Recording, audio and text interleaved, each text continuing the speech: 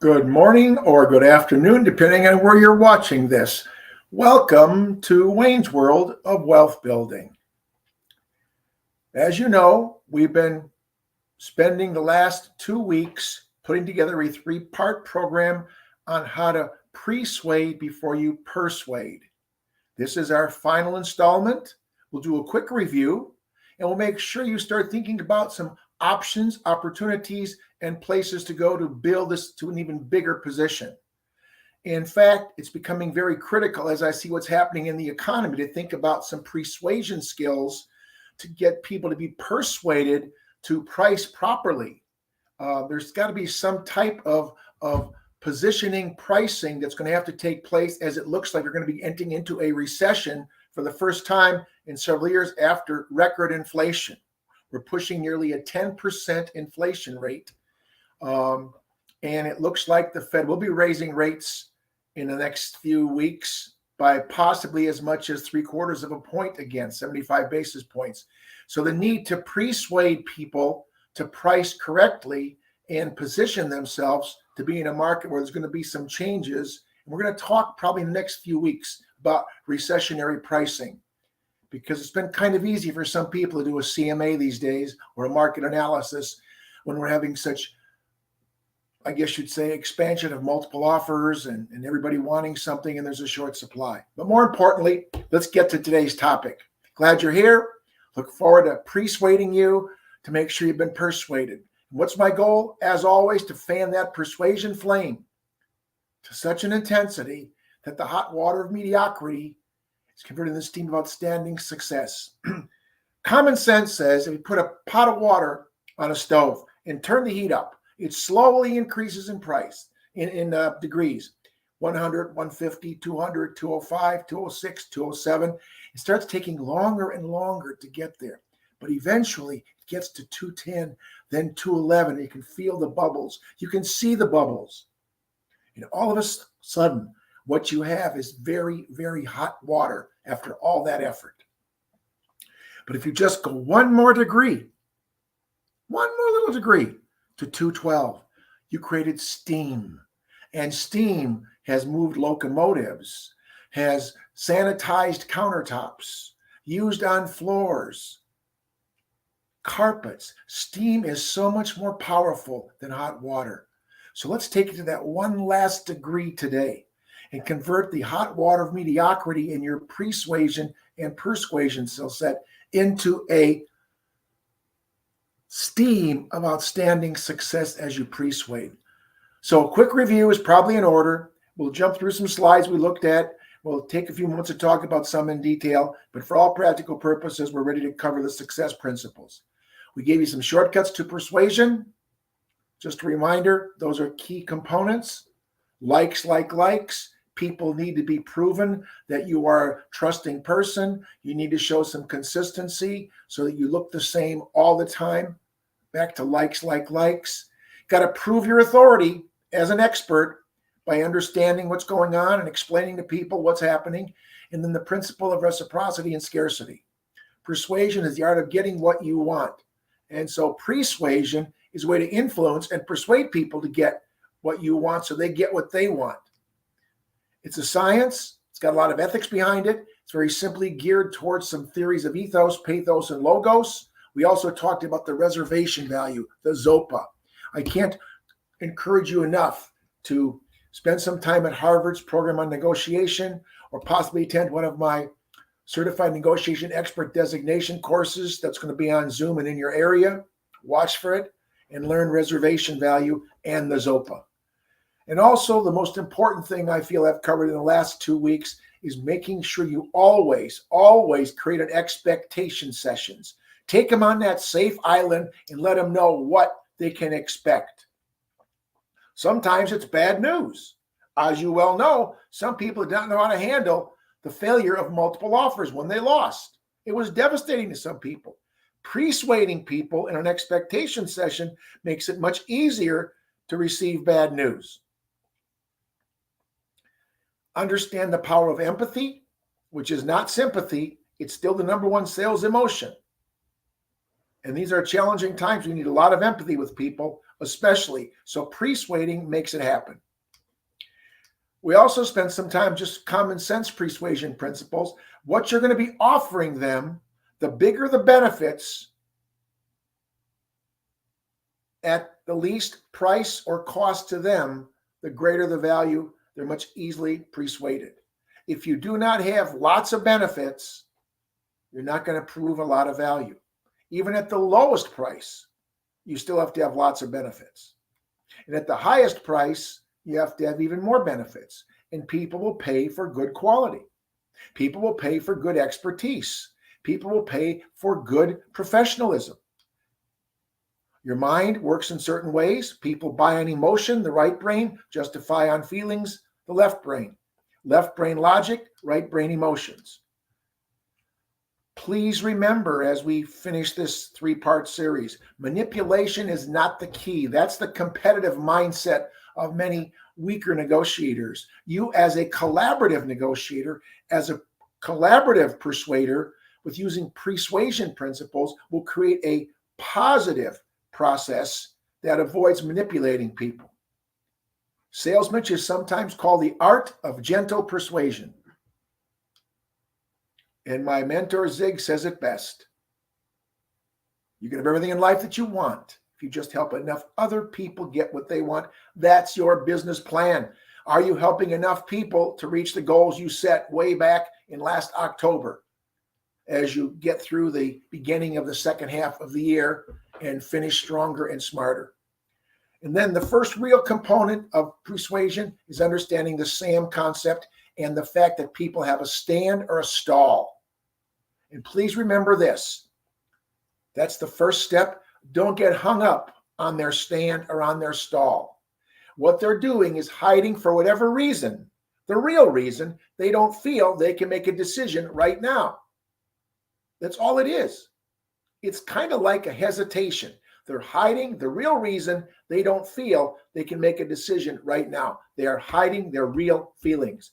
No salesperson in the world can handle that because it's not an objection. It's a stall or a stand.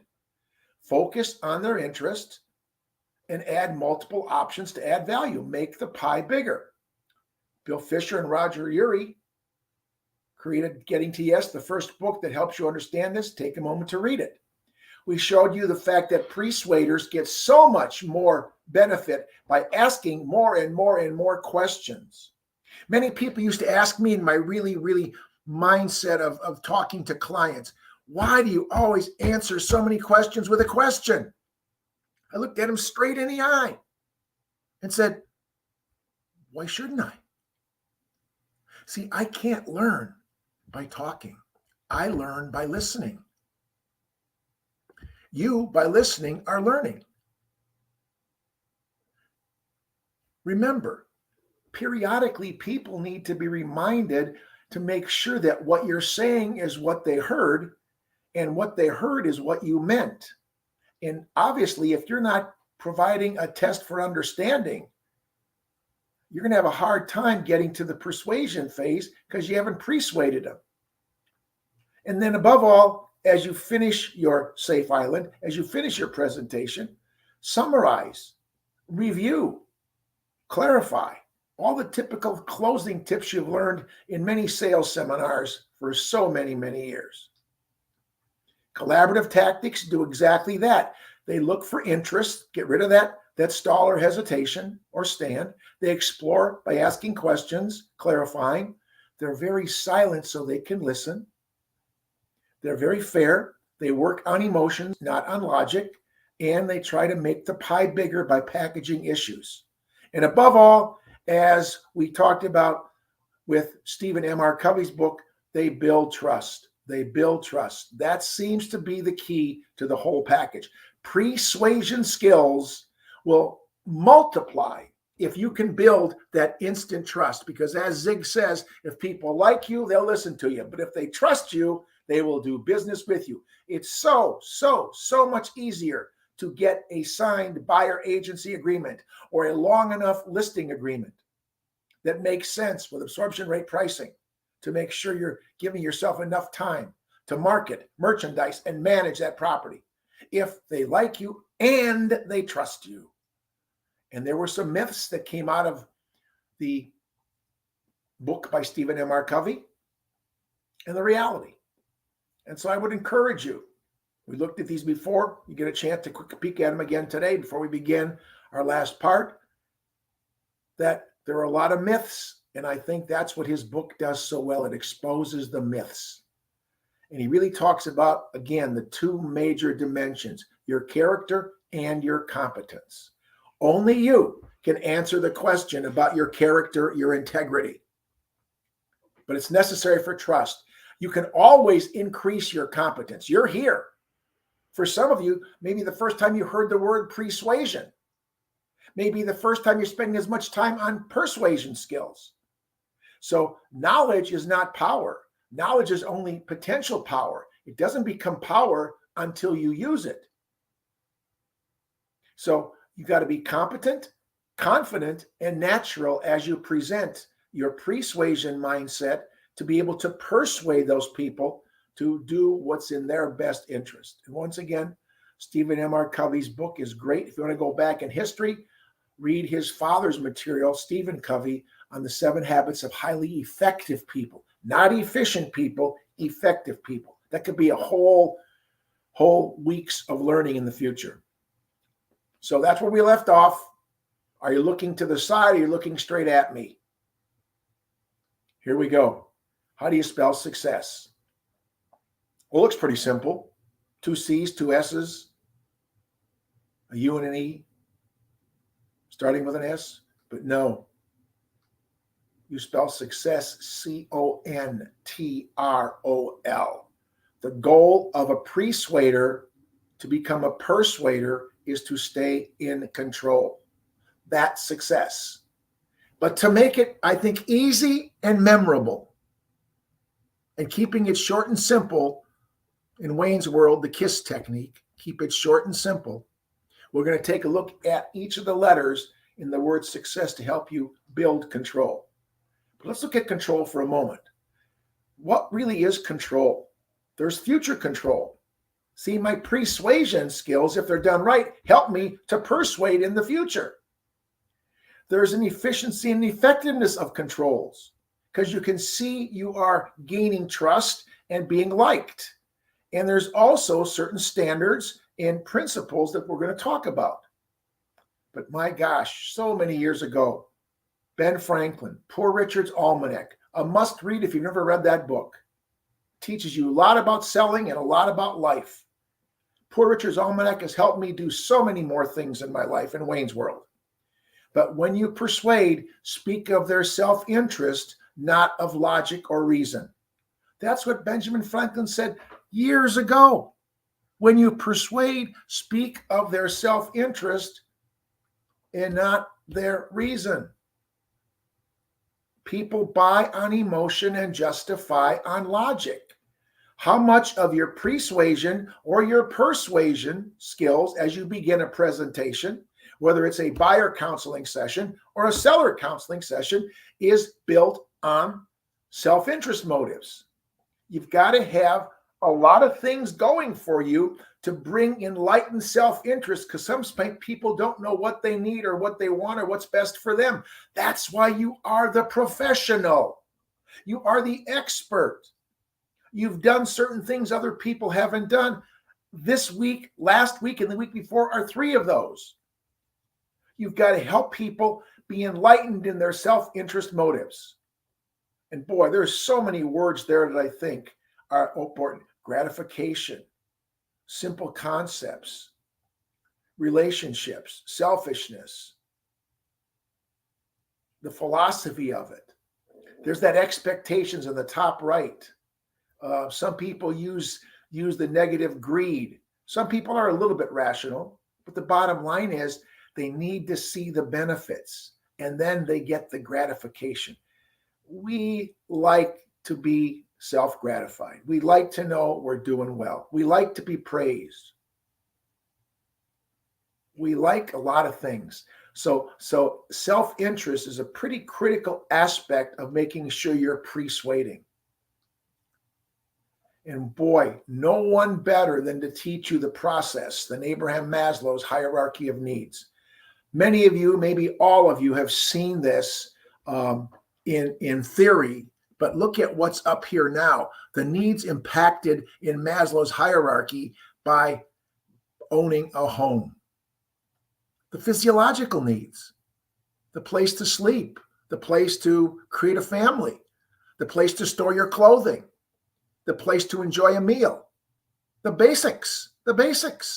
And then the next level when owning a home that ties in with Maslow's is your safety needs, the security of coming home to a place that's yours. Maybe it's fenced in, maybe it's a gated community.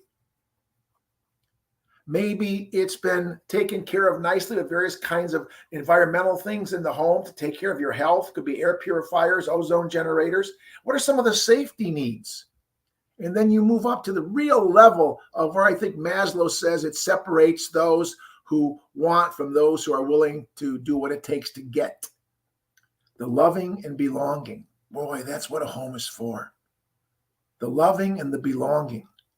The things you do with your family, the dinners, the lunches, the breakfasts, playing some games, watching TV shows, having friends over.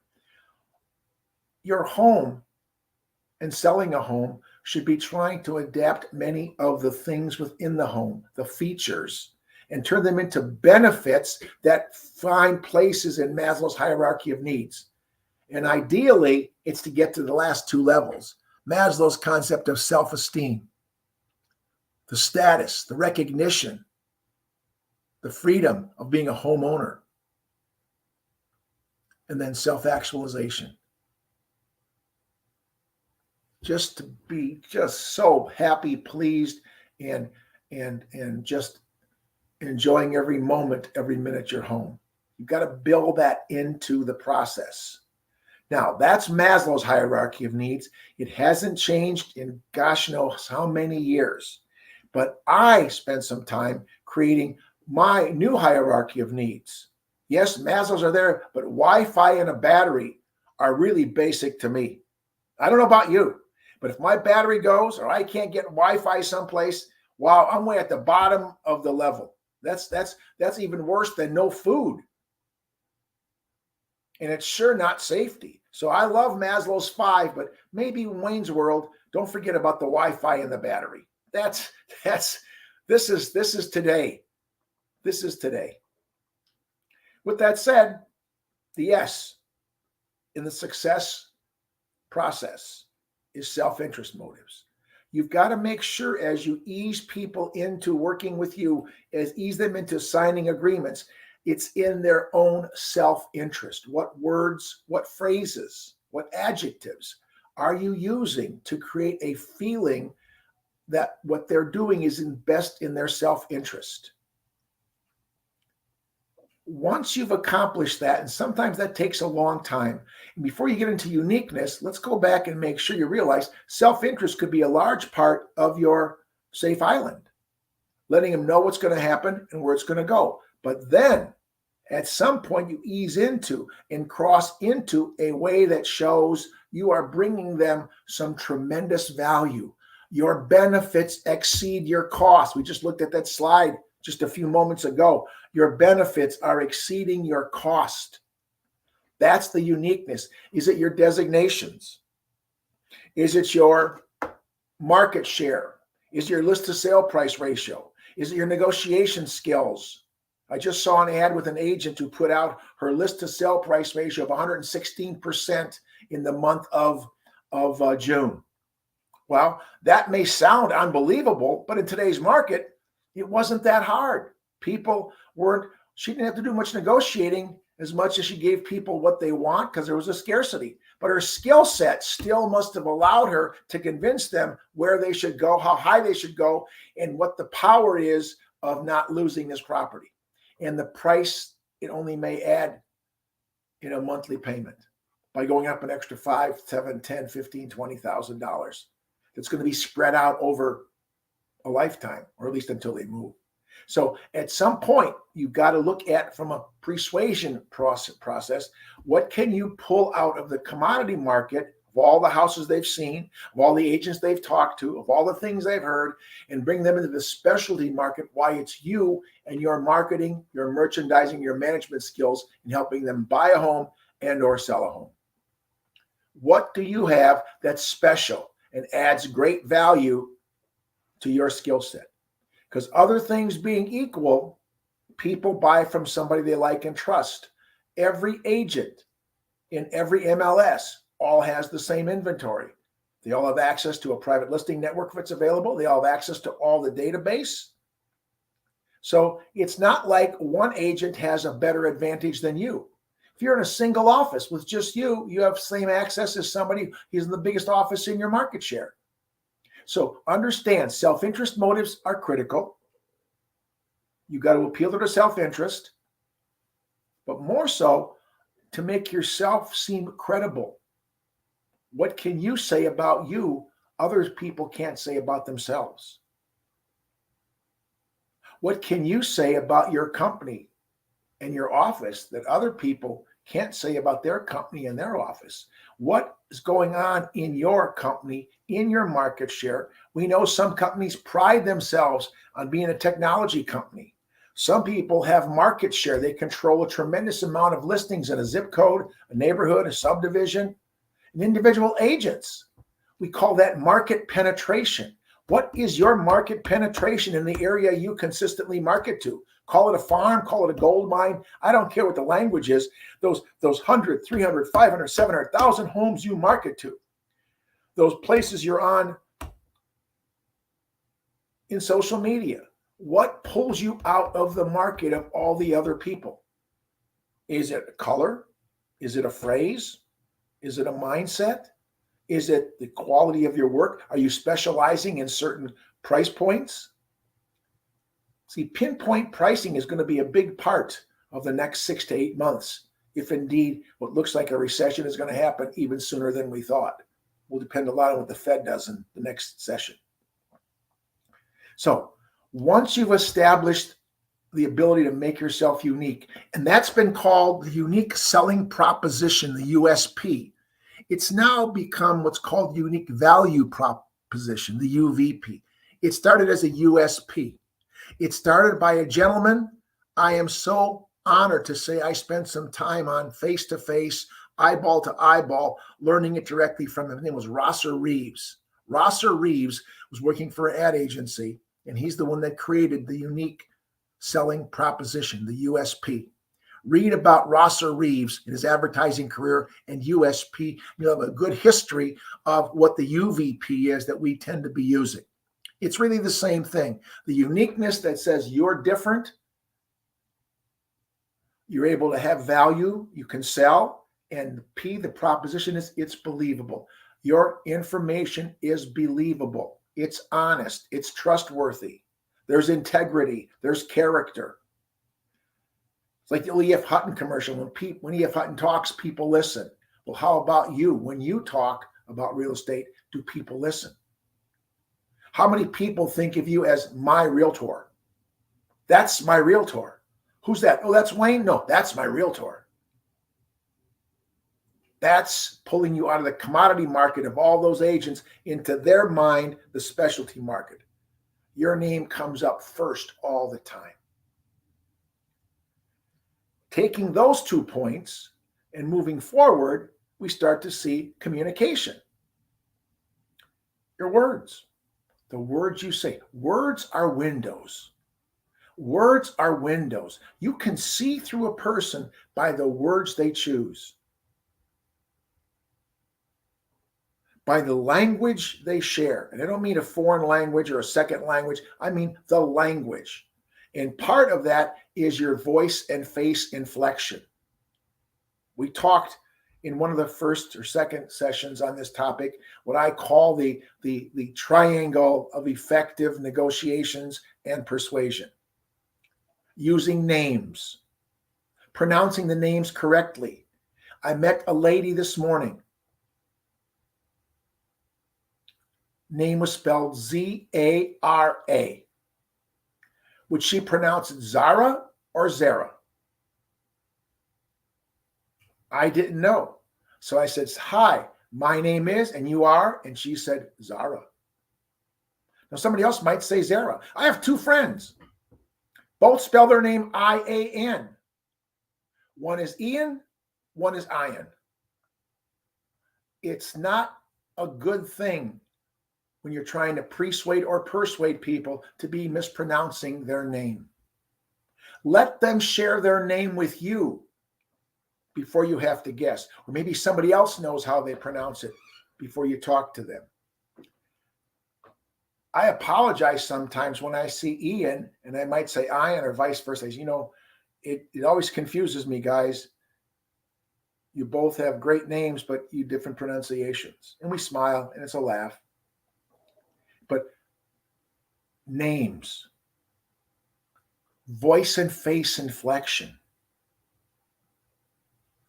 questions, and then above all, and lots of questions, then above all, visuals. See, sometimes communication is visual. A picture is worth 1,000 words. But I also know something else. 1,000 words can make a nice picture. 1,000 words can make a nice picture. So as you are using your words, are you building a picture? Are you creating like a painting, piece by piece? Every word is building something together. So those are the 4 components, the 4 points in the diamond.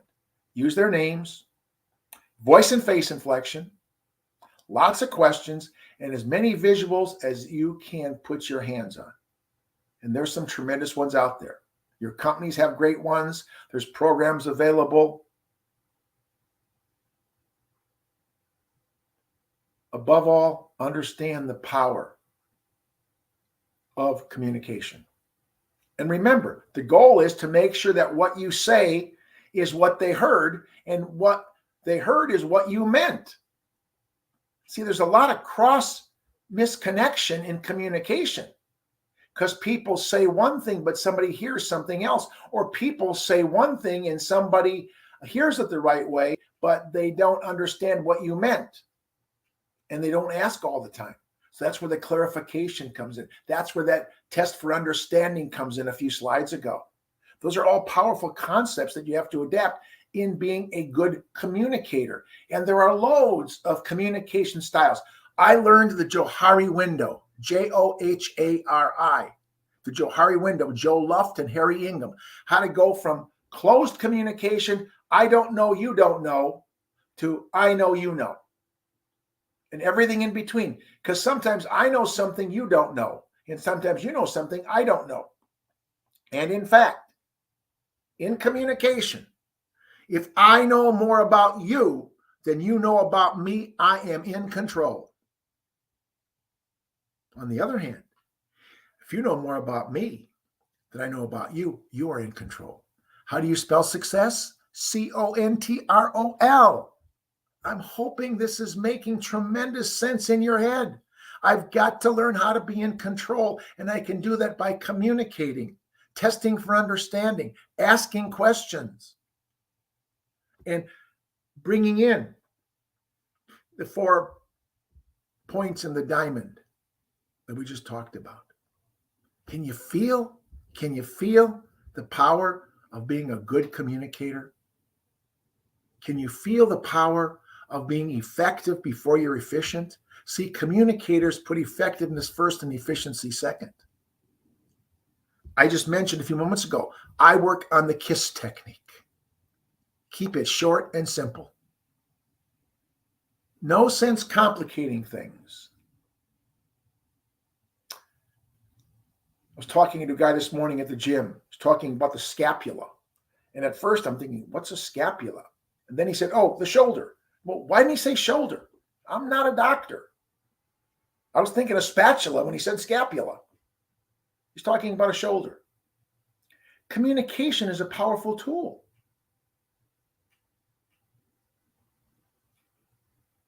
So what do we have? We have appealing to their self-interest motives. We have the concept of uniqueness. And now we have the first C, communication, in each one of those.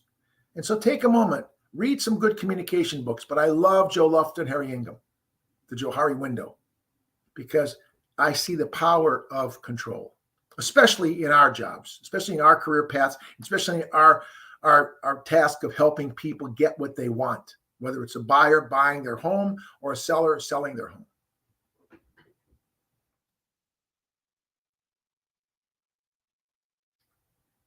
Contrast. Wow.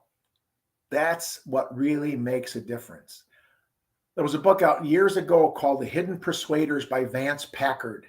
Talked about how we're subliminally seduced when we go to grocery stores, when we go to movie theaters. I grew up with my parents, and we lived in towns where there were a lot of bars. A lot of my relatives owned bars. I grew up in a town where there were 4,200 people, 39 bars, almost one for every 100 men, women, and children. But one of the bars gave away free pizza on Friday night. All you want. Cheese pizza with anchovies. Boy, those anchovies were salty. Then I realized, wow, if I keep eating those anchovies, and they're good, I'm going to drink a lot of beer, and they're going to make a lot of money. I understood that, what happened. And what about that movie theater when they blow that popcorn in as the movie starts? What about, why do you think there's parsley on top of meat in meat counters? Why do you think there's green packaging around the walls of the meat department? Because red and green are complementary colors. See, they use colors to motivate you. Some people use music to motivate you. They are contrasting things. Hot and cold, black and white, red and green, blue and orange. Those are all contrasting colors in the color wheel. So compare and magnify the contrast. We sometimes use the red herring, the distraction, to do that. We sometimes use a comparison flow chart. I love comparison flow charts in presenting real estate properties and presenting myself against other potential agents when I want to try to win a client as a buyer or a seller and get them to sign an agreement. So the comparison flow chart is contrasting Wayne's skill set versus somebody else's skill set, Wayne's company versus somebody else's company. And guess what? If I build my comparison flow chart properly, I look really good. Some of the best TV commercials still use that concept of a comparison flow chart. Some best marketing and advertising, comparing detergents, comparing products, they use a comparison flow chart. Our stuff versus their stuff, our features versus their features. And if our features have more things on, boom. Some of you go online and actually ask for a comparison as you're looking for a wash machine or a blender or some appliance or a mattress. You're going on and comparing. And many of those websites online allow you to have a comparison of different models to different models. People, that's contrast. That is a persuasion principle. You compare and then you magnify the contrast. I'm in the process of looking at massage chairs. I learned something I never heard of. Why the S track is not as good as the L track. And why I'd want an L track massage versus an S track. Why I'd want a 4D instead of a 3D or a 2D model. I mean, two simple things, a huge difference. And then as I go down all these comparisons of products by name, even in the same manufacturing company, I see this one has 4D, this one has 3D, this one has L track, this one has S track. They're using comparison flow charts. I believe you as an agent are not using enough comparison flow charts. You're not showing enough contrast to pull yourself out of the commodity market of real estate agents and realtors into the specialty market. So they call you my realtor. Wow. Now, moving along, the exchange principle, the give and take.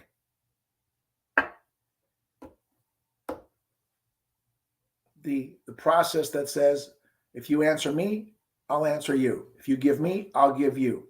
If you looked at my envelopes on my return address on my stationery for my company, it says we get by giving. My mentor taught me that phrase. It's powerful. We get by giving. Boy, in so many ways is that true. But art of concession making and taking. The key is to understand this is a principle of reciprocity.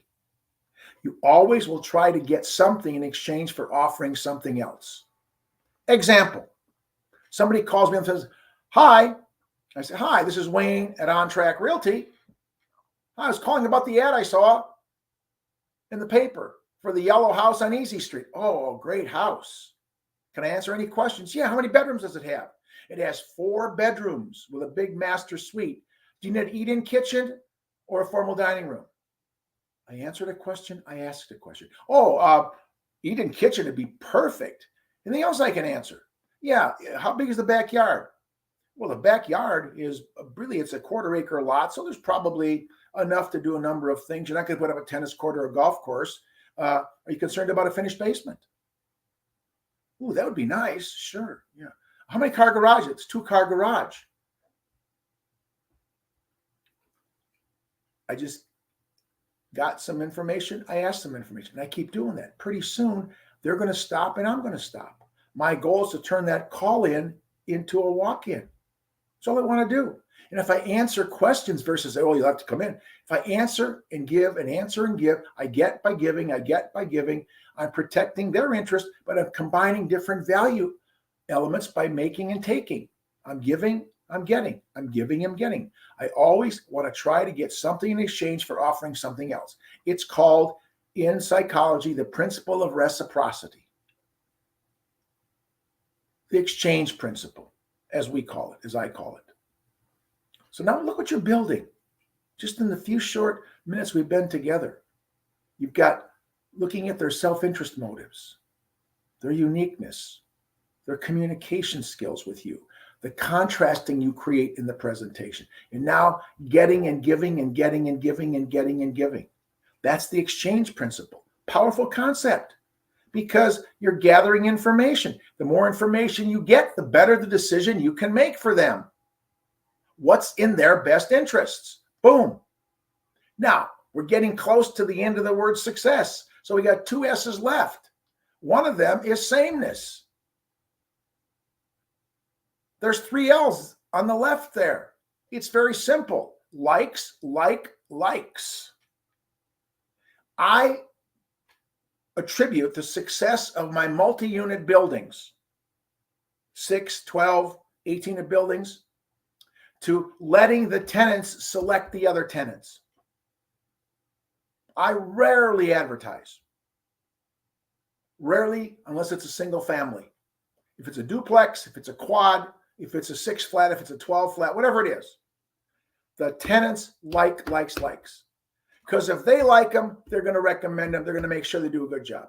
Many of them are related. I got some buildings where probably everybody is related in some form. Cousin, niece, nephew, grandfather, father, parent. Likes, the same as principle. So what you have to do is what some people call modeling. To persuade and persuade, you need to model. So as you observe these people, maybe they're on social media. Are they wearing a certain color? Are they wearing a certain style? Are they driving a certain car? What hobbies could you find out about them? What things can you know before you get in there? Because we're back into control. And the Johari window says, if I know more about you than you know about me, I'm in control. I know nothing about most of you on this call, on this Facebook Live. You know a lot more about me. You can Google me while we're talking. And that means you're in control. And obviously, if you like what you see, then we continue to work together. Say, yeah, I don't like this that much. You're going to leave. Likes. You know, if you hang around 9 losers, you're going to be the 10th loser.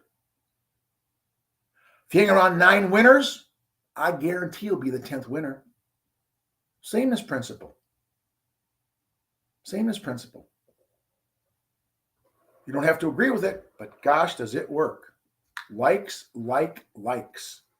So look at you and look at who you're talking to and how quickly can you profile blend. How can you take your components of dominance, influence, steadiness, and compliance, the DISC theory, and find out what their like, and see, can you blend in some way? You don't have to change, you have to blend. See, we're talking profile blending. You want to become the same as they in you. Is it certain places they visit? They like the same restaurants. They believe in the same places of worship. Their kids are the same ages in school. They like the same brands of clothes. They drive the same kinds of cars. They enjoy the same sports. They do bowl instead of golf. They golf instead of bowl. They play tennis instead of pickleball. They pickleball instead of tennis. What's the sameness? Boy, a lot of people talking pickleball. All of a sudden, never heard of it. 2 years ago, a year ago, I started hearing something about it.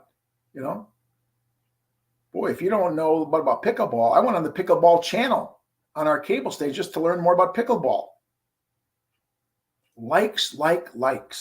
What are you doing to persuade people so you come in there with some sameness? And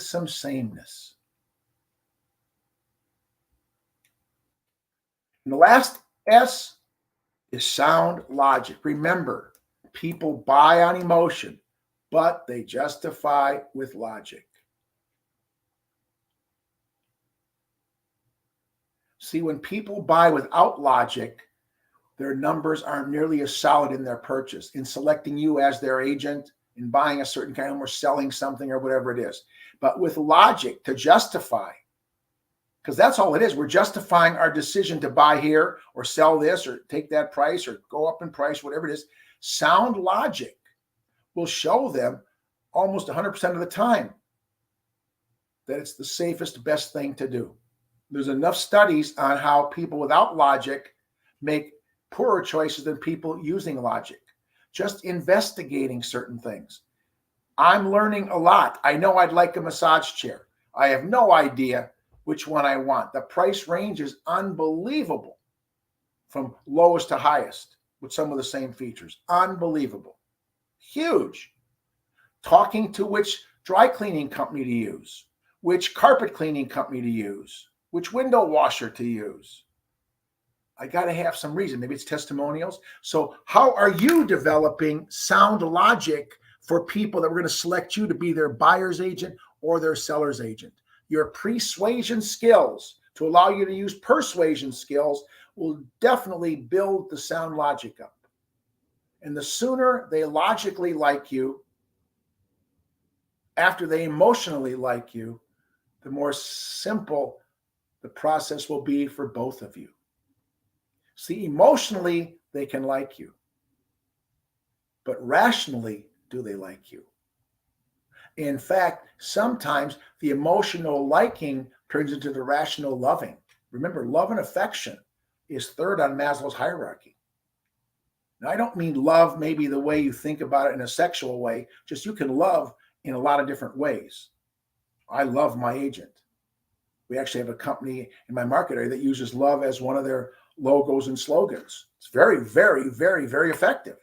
Very emotionally effective. And they got a tremendous market share to prove it. So we've just looked at the basic 7 components that will help you persuade and definitely help you persuade. And there they are. And they are spelled CONTROL or SUCCESS. They are 7 persuasion approaches, but each one of them can also be used in its own way to start to persuade. You don't need all of these to persuade. You need all of these to persuade. So I don't know which one, and for different clients might be a different one to go after.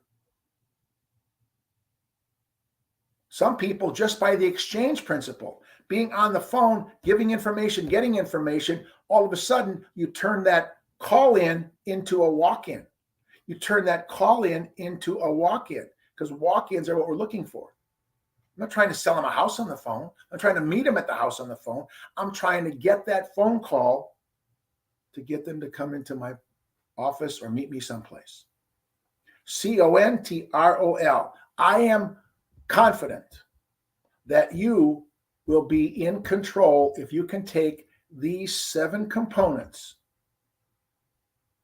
and incorporate them into your expectation session, into your safe island, into your buyer and seller counseling sessions, and use them to your advantage all the time. By their nature, they're not nearly as powerful alone as they are as you build into them. Now, as we close this down, I've referred to a few of these books already. There's Getting the Yes by Roger Fisher and Bill Urey. There's The Speed of Trust by Stephen M.R. Covey. I mentioned the reason for this process of creating persuasion was the result of reading Robert Cialdini's work, Psychology of Persuasion. And then we took a look at some things that I think are powerful in persuading and in creating some kind of a visual, and that's Ann Miller's metaphorically selling. Wow, metaphorically selling. And then I had to take a look at Richard Schell's material on bargaining to the advantage. And then just another Bill Urey book, Getting Past No, because that was after Getting the Yes. But I like and love a lot a lady that teaches at Northwestern University right near me in Chicago or Evanston, The Mind and Heart of the Negotiator. Lee Thompson has some tremendous material from an educational perspective. And the only other book up that's not really geared towards that is The Purple Cow by Seth Godin, teaching you how to brand yourself. And that's where you learn how to become unique. The Purple Cow. And we see a John Cena commercial on TV using a purple cow. Isn't that amazing? Seth Godin wrote that book a long time ago. But certain colors mean certain things. Certain colors are cool colors, warm colors, power colors. So what's your uniqueness? Read Seth Godin's book on positioning yourself in the marketplace. So a lot of what I share on a weekly basis centers around these books as my foundation. These are my foundation. I've built upon many of those, but these are the biggies. Ann Miller's got a new book out that's beyond metaphorically selling. But I think similes, analogies are great kinds of tools, and metaphors are great tools most agents don't use. Remember communication as one of the C's? That's why metaphorically selling is so good. It teaches you how to communicate using metaphors, analogies, and similes. Most agents don't talk that way. People understand that way. I metaphorically sell by using analogies of eBay to the MLS. I've come to a conclusion there's no better way to explain the MLS system to people than understanding how eBay works if they know how eBay works. Because many people don't even know how eBay works. They just go on and find something and buy. They don't sort properly. They look at completed sales. They don't look at what expireds, etc. It is a mini MLS for everything but houses, basically. And boy, can they understand that. And again, there's no doubt that Roger Fisher and Bill Urey created this whole mindset of collaborative negotiating. And Cialdini is the focus for this stuff. So that's where I'm coming from as I spend some time on these three topics, and really most of the other topics that I talk about in the process. Also realize that you need to have a vision. And even though this got a little messed up in the printing, I'll read them to you. Zig's quote is at the top. You get everything in life that you want if you help other people get what they want. And then right in the middle is my selling mentor, Floyd Wickman. There's nothing special about special people. It's not who they are. It's what they do that makes them special. If you can be developing a persuasion philosophy, you will be special.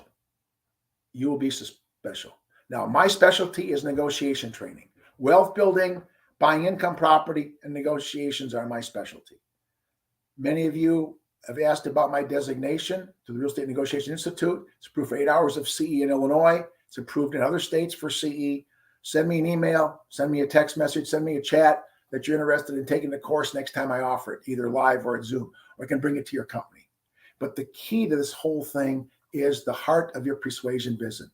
So I'm going to leave you with these 5 words: honesty, H; enthusiasm, E; attitude, A; respect, R; and T, trust. Those 5 components that start building into your persuasion vision creates a persuasion vision that people just can't say no to somebody like you. You're competent, you're confident, they like you, they trust you. You've done your job. You've done your job. With that said, I'm hoping the last 3 weeks we've chatted, you've got excited, you were inspired, you validated some things, you're optimistic about putting this into your system, and hopefully you're appreciative of what we talked about. Hopefully you can apply it immediately. Hopefully you validated some principles. The key is that these are all feelings. And the more of those feelings you've had, whether you're here for the first time today or been to all 3 or just 2 or whatever, affecting everything I do in Wayne's World is pretty much what this is all about. So hopefully we'll see you next week with a new topic. I'm of the opinion right now that based on what's happening in the economy, I'm going to have to take a look at pricing positioning and priority pricing in a recessionary market, because the market's going to change. And we'll talk about inflation because it's the worst we've had in the longest period of time. So there's my email. There's my phone number. Call me. I'm lonely. And above all, remember this: you can't shake hands with a clenched fist. Be a collaborative person. Be a persuasive person. You become a more persuasive person. And I hope we cross paths.